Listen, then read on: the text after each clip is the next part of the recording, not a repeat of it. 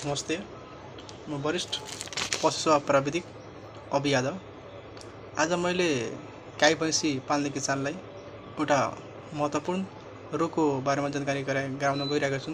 जुन रोगबाट गाई भैँसी पाल्ने किसान एकदम धेरै प्रभावित छ, धेरै घाटामा छ। जुन रोगको नाम हो तपाईँको लम्पी स्किन। लम्पी स्किन भनेको के हो, यो कसरी सर्छ, यसको लक्षण कस्तो छ र यसको समाधान के हो र यसले कसरी उपचार गर्न सकिन्छ भन्ने कुरा हजुरहरूलाई आज म जानकारी गराउन गइरहेको छु। यो भिडियो लास्टसम्म हेरिदिनु होला। आखिर त लम्पी स्किन भनेको के हो? लम्पी स्किन भनेको एउटा भाइरसबाट लाग्ने रोग हो। जुन तपाईँको भाइरसको नाम हो तपाईँको पक्स भेरिडाई फ्यामिलीमा पर्ने तपाईँको क्याप्री पक्स भाइरसबाट लाग्ने रोग हो। यो रोग तपाईँको नेपालमा पहिलोपटक प्रदेश नम्बर 1 मा पर्ने मोरङ जिल्लामा पहिलोपटक देखेको थियो। विक्रम सम्वत 2077 3औं महिना तपाईँको 10 गते यो चाहिँ नेपालमा पहिलोपटक मोरङ जिल्लामा देखेको थियो। त्यसपछि खरानी नगरपालिका चितवनमा तपाईँको विक्रम सम्वत 2075 3औं महिना तपाईँको 24 गते देखेको थियो। त्यसपछि यसलाई पशु सेवा विभागले 2077 तपाईँको 4 महिना तपाईँको 12 गते यसलाई यो रोगलाई पुष्टि गरेको थियो पशु सेवा विभागले। त्यसपछि यो लागेपछि यसको कसरी सर्छ, यसको माध्यम के हो यो रोग सर्ने? यसको सबभन्दा पहिलो नम्बरमा यो रोग तपाईँको झिङ्गा, किर्ना, लामखुट्टेको टोकाइबाट सर्ने गर्छ। दोस्रो नम्बरमा तपाईँको सङ्क्रमित पशुको लसपसले किसानको माध्यमबाट, टेक्निसियनको माध्यमबाट अथवा भेटनरी डक्टरको माध्यमबाट सर्ने गर्छ। त्यसपछि यसको अब लक्षण, यो रोग लागेपछि यसको लक्षण के कस्तो हुन्छ? सबभन्दा पहिला तपाईँको वस्तुहरूमा तपाईँको अत्याधिक ज्वरो आउने, 104 डिग्री सेल्सियस 104 डिग्री फरेनहाइट ज्वरो आउने। यसको इक्वेसन पिरियड तपाईँको 1 दिनदेखि लिएर 3 दिनसम्मको हुन्छ। यो लागेपछि तपाईँको शरीरको विभिन्न भागमा तपाईँको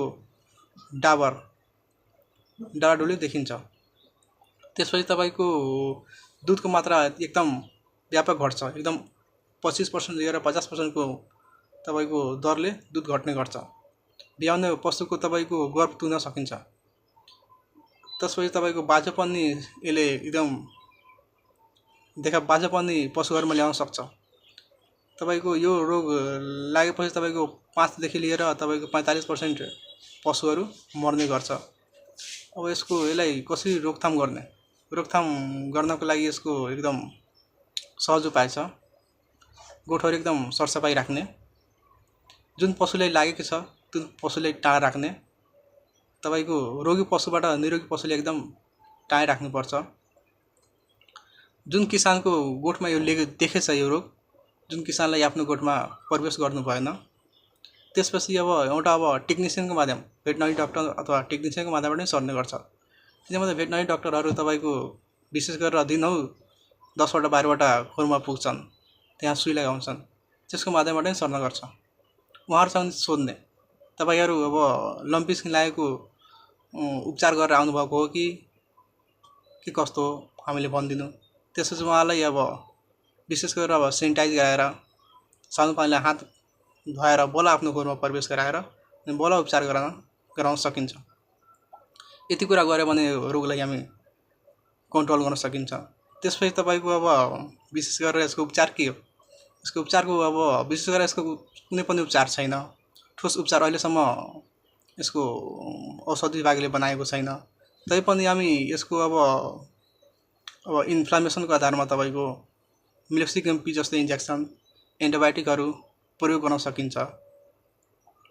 अरू कुरा तपाईँको जुन पशुलाई लागेको पशुलाई तपाईँको यति कुरा हामी गर्न सकिन्छ। नलागेको पशुलाई हामी भ्याक्सिनेसन गराउन सकिन्छ। यति कुरा गऱ्यो भने तपाईँको यो रोगलाई एकदम नियन्त्रण गर्न सकिन्छ। अरू ठाउँमा नसरोस् भनेर हामीलाई यति कुरा गर्नै पर्छ र आफ्नो वस्तुहरूको उत्पादन नघटोस् र यो रोग व्यापक रूपमा नसरोस् भनेर हामीलाई यति कुरा गर्यो भने हामीले अवश्य यो रोगले एकदम कन्ट्रोल गर्न सकिन्छ। र आजको भिडियोमा हजुरहरूलाई म यति कुरा जानकारी गराएँ। हजुरहरूलाई के कस्तो लाग्यो कमेन्टमा हजुरले भन्नु होला। ल हस् त, धन्यवाद।